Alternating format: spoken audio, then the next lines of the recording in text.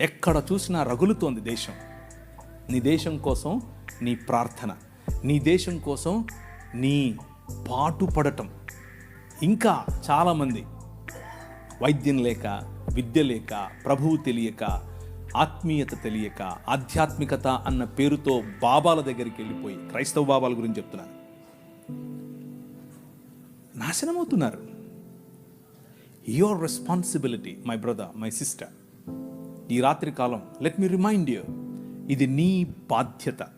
ఈ రాజ్య విస్తరణ నీ బాధ్యత. ఈ రాజ్య స్థాపన ఆయన బాధ్యత, స్థాపించాడు. ఈ రాజ్య విస్తరణ ఆయన కడుతూ ఉన్నప్పుడు ఆయనతో కలిసి జతపని వాడై కట్టే బాధ్యత నీది.